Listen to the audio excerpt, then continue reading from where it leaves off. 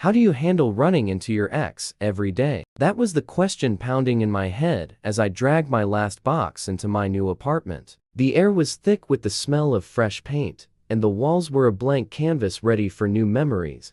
But the universe had a twisted sense of humor, because as I stood in the hallway, panting from exhaustion, the door next to mine creaked open. And there she was, Jessica, my ex-girlfriend of 3 years, looking as stunned as I felt. Tyler? Her voice was a mix of surprise and something else I couldn't quite place. Maybe disbelief. Jess. My response was just as awkward, the box in my arms feeling like it weighed a ton. It didn't take long for the situation to get more surreal. A tall guy with chiseled features and an annoyingly perfect smile appeared behind her, resting a hand on her shoulder. His fiancé status was practically stamped on his forehead. I was supposed to be cool about this, act like I had everything together, but all I could manage was a stiff nod before I shuffled into my apartment and slammed the door shut with my foot. A fresh start? More like a fresh hell. The universe wasn't just laughing at me, it was doubling over, clutching its stomach. I leaned against the door,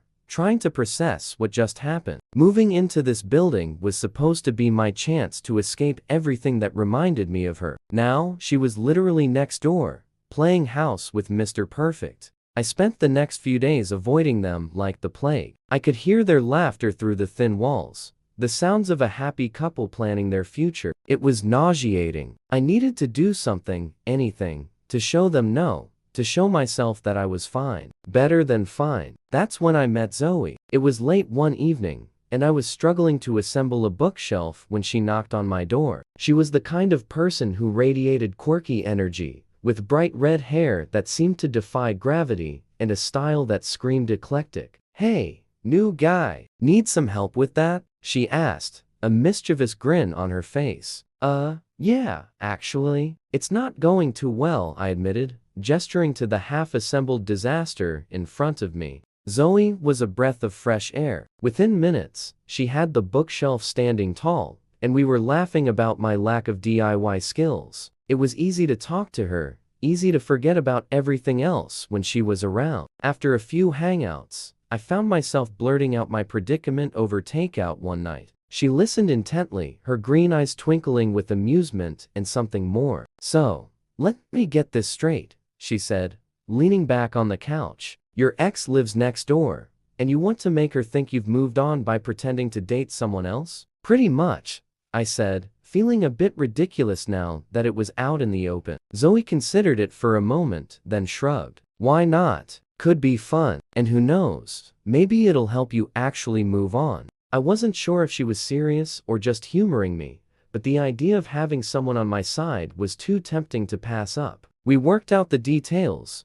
agreeing to keep things casual and light. After all, it was just a bit of harmless fun, right? Our first date was at a dinner party hosted by another neighbor, who was oblivious to the tangled web we were weaving. I'll admit, walking in with Zoe on my arm gave me a strange sense of satisfaction. Jessica's eyes widened when she saw us, and for a brief moment, I felt a surge of confidence. Zoe played the part perfectly, laughing at my jokes, touching my arm at just the right moments. It was almost too easy. As the night went on, I found myself forgetting that it was all an act. There was something about the way she looked at me, the way she fit so naturally into my life, that made it feel real. But the more we pretended, the more complicated things became. Social gatherings turned into late-night conversations, and fake hand-holding turned into lingering touches. I found myself looking forward to our time together, not because of Jessica, but because of Zoe. One evening, after another successful charade,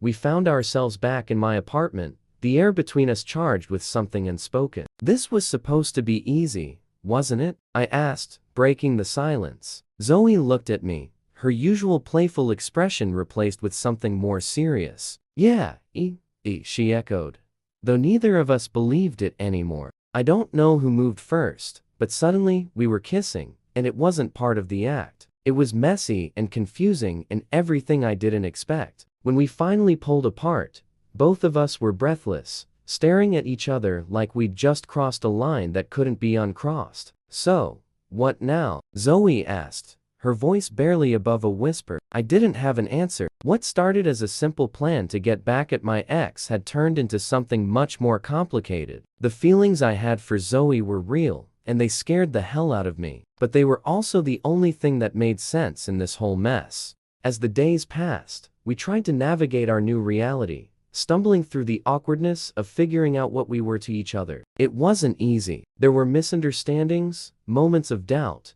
and the constant reminder that this wasn't how it was supposed to go. But in the end, it didn't matter how it started. What mattered was how it felt.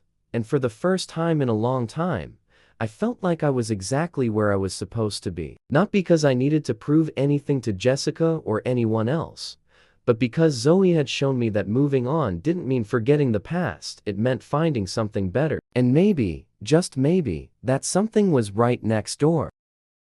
Make sure you like this video, subscribe to our channel, and share this video with your friends. Thanks for watching.